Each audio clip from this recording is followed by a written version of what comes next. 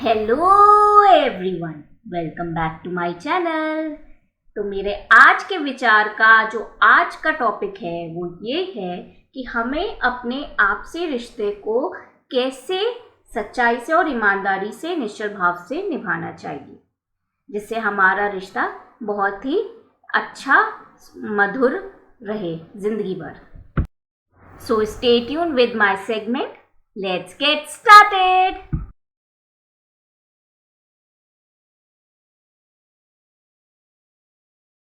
अगर आप किसी भी आपसी रिश्ते को सच्चाई, ईमानदारी, निश्चल भाव से, पूरे मन से और दिल से निभाना चाहते हो, तो सबसे पहले उस इंसान को अपना कीमती समय देना अति आवश्यक है। और अगर कोई नया रिश्ता बना है तो उस रिश्ते को हमारे अटेंशन की सबसे ज़्यादा ज़रूरत होती है। बाकी पुराने रिश्तों के कंपैरिजन में नए रिश्ते को ज़्यादा महत्व दें, क्योंकि वो साथ पे बिताया हुआ समय और मेमोरीज ही हमारे रिश्ते का भविष्य निर्धारित करती हैं। और जब आप अपने पर्सन से बात कर रहे हो तो वो समय सिर्फ आप दोनों को लेके बात होनी चाहिए। आपके पार्टनर की प्रॉब्लम्स डिस्कस करना आपस में, आपके और आपके पार्टनर्स के स्ट्रगल्स एंड अचीवमेंट्स पर बात होनी चाहिए, प्रॉब्लम्स के सॉल्यूशंस पे बात होनी चाहिए। और सबसे बड़ी बात, किसी भी एक रिश्ते को दूसरे से कंपेयर नहीं करना चाहिए। जैसे भाई बहनों को आपस में एक दूसरे का कंपेयर नहीं करना चाहिए। माँ बाप को अपने बच्चों में डिफ्रेंशिएट नहीं करना चाहिए या पार्शलिटी नहीं करनी चाहिए। सारे बच्चों को इक्वल ट्रीटमेंट देना चाहिए। एक पति को कभी भी गलती से भी अपनी वाइफ को अपनी माँ से कंपेयर नहीं करना चाहिए, या ये नहीं कहना चाहिए कि मेरी माँ के जैसा बन के दिखाओ। That's the biggest blunder a husband do. ऐसा करके एक पति अपनी पत्नी की नज़रों में हमेशा के लिए गिर जाता है और पत्नी का प्यार भी खो बैठता है। ठीक ऐसे ही अगर सास अपनी बहू की बुराई कर रही है अपने बेटे से, तो तुरंत बेटे को बोलना चाहिए कि खबरदार, अगर मेरे से मेरी पत्नी के बारे में उल्टी सीधी बात की तो अपनी पत्नी के खिलाफ मैं कुछ नहीं सुनूंगा।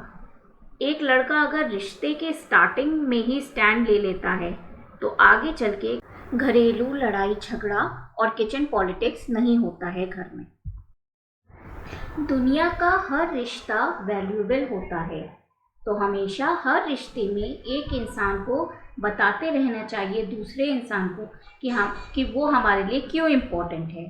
That person plays a very vital and important role in our lifes. ये एक लाइफ टाइम प्रोसेस होता है और ज़िंदगी भर हमें एक दूसरे को उसकी इम्पोर्टेंस बताते रहना चाहिए। और उस इंसान के प्रति जो भी अच्छा फील करते हो, उसकी जो भी आदतें आपको अच्छी लगती हैं, जो भी बातें पसंद हैं, वो पूरी ज़िंदगी भर बताते रहना चाहिए। कभी भी लाइफ में ब्लेम गेम नहीं खेलना चाहिए किसी भी रिश्ते में। Always be a good listener. किसी भी इंसान पर कोई भी ब्लेम लगाने से पहले सोचो कि ये इंसान ऐसा कर सकता है या कह सकता है या सोच सकता है कि नहीं।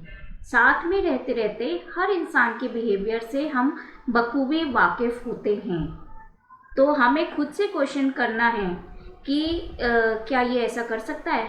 हमें आंसर अपने आप मिल जाएगा कि वो इंसान ऐसा कर सकता है या कह सकता है कि नहीं। किसी पर भी ब्लेम लगाने से पहले उससे पूछो कि तुमने ऐसा क्यों कहा या ऐसा क्यों किया, और उस इंसान के एक्सप्लेनेशन को ध्यान से सुनो।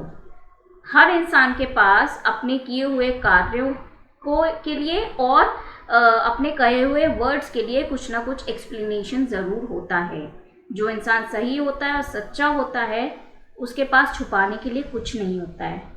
जो आपको अपना मानता है वो आपको एक्सप्लेनेशन ज़रूर देगा अपने करे हुए कार्य के प्रति और कहे हुए वर्ड्स के प्रति। हमें बस उस इंसान पर ट्रस्ट करने की देरी होती है। एक रिश्ते में दो इंसानों के बीच अगर एक कंफर्ट जोन है तो दोनों इंसान बड़ी आसानी से कंफर्टेबल होके कोई भी बात, कोई भी सीक्रेट एक दूसरे से शेयर कर लेते हैं। हमें बस दूसरे इंसान को कंफर्टेबल फील कराने की देरी होती है। फिर देखिए दूसरा इंसान कैसे खुल के अपने दिल को खोल के ओपन अप हो जाता है बड़ी आसानी से। एक बात हमेशा याद रखिए कि लाइफ में आप जो भी एक्ट करते हो या कुछ भी बोलते हो, उसका एक्सप्लेनेशन हमेशा आपके पास होना चाहिए। जो इंसान खुराफात करता होगा वो या तो झूठ बोल देगा या अपनी खुराफातों का ब्लेम सीधा पूछने वाले इस इंसान पर लगा देगा। कभी गौर किया है आपने, या गौर करके देखना, किसी रिश्ते में आजमा के देखना, कुछ भी मान लीजिए अगर आप एक्सप्लेनेशन पूछ रहे हैं, फॉर एग्जांपल सावन में तुम नॉनवेज खाते हो, अगर आपने किसी से ये क्वेश्चन पूछा, अगर वो इस इंसान इस मान्यता को मानता होगा कि नहीं मैं तो नॉनवेज नहीं खाता हूँ सावन में, तो वो सिंपल से सीधे से बोल देगा नहीं मैं तो नहीं खाता हूँ, फ़ौरन बोलेगा, मतलब विदाउट इवन ब्रेक या सोचना वोचना कुछ नहीं, सीधे साफ स्पष्ट बोल देगा। और जो इंसान मतलब जिसके मन में खुराफात होगी या ये सोचता होगा कि अब खाता होगा लेकिन छुप छुप के खाता होगा, घर वालों से छुप के खाता होगा, तो उसके आंसर्स ये होंगे कि मैं घर पे नहीं खाता, मैं बाहर जाके खा लेता हूँ या दोस्तों के यहाँ खा लेता हूँ, या मैं सावन नहीं मानता, या यही बोल देगा कि तुम क्यों पूछ रहे हो, तुम्हें भी खाना है क्या सावन में नॉनवेज। गौर कीजिएगा इस बात पे, ये नॉनवेज तो सिर्फ एक एग्जाम्पल है, ऐसे ना जाने कितने डेली लाइफ के एक्ट्स होते हैं, खुराफातें होती हैं जिनका कोई एक्सप्लेनेशन नहीं होता है उस इंसान के पास जो गलत काम करता है। और सबसे बड़ा आंसर जो खुराफाती मक्कार और झूठे लोग देते हैं, अगर उनसे कुछ पूछ लिया जाए तो वो कहते हैं ये तो तुम्हारे दिमाग की उपज है, पल्ला झाड़ने के लिए उस बात से। वैसे ये अच्छा तरीका है, तो हमेशा सही और सच्चे इंसान बनो, ऐसी कोई खुराफात करो ही मत कि कल को एक्सप्लेनेशन ना दे पाओ और झूठ बोलना पड़े या दूसरे पर ब्लेम डालना पड़े। हमें अपने किसी भी रिश्ते को टेकन फॉर ग्रांटेड नहीं करना है। सबसे पहले तो ट्राई करना चाहिए कि किसी को भी कुछ भी हर्टिंग बात ना कहो, और अगर बाय चांस कुछ हर्टिंग बोल जाते हो तो फ़ौरन उस इंसान से माफ़ी मांगो अपने कहे हुए वर्ड्स के लिए। अपने ईगो को कभी भी महत्व नहीं देना है और हमेशा रिश्ते को अहमियत देनी चाहिए। Only sorry is the word that actually can save your relation. वक्त रहते माफ़ी नहीं मांगी अपनी गलतियों के लिए तो वो रिश्ता कब आपसे हमेशा के लिए दूर हो जाएगा आपको पता भी नहीं चलेगा।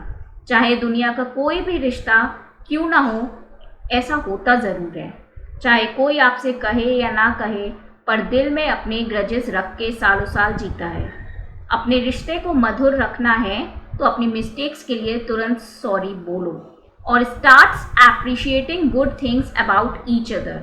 आप जिनके साथ रोज़ाना रहते हो तो उनकी पसंद नापसंद आपको बहुत अच्छे से पता होनी चाहिए, और ऐसी बातें जिससे दूसरे इंसान को चिढ़ है, नफ़रत है, वैसी बातें गलती से भी उस इंसान के साथ नहीं करना चाहिए।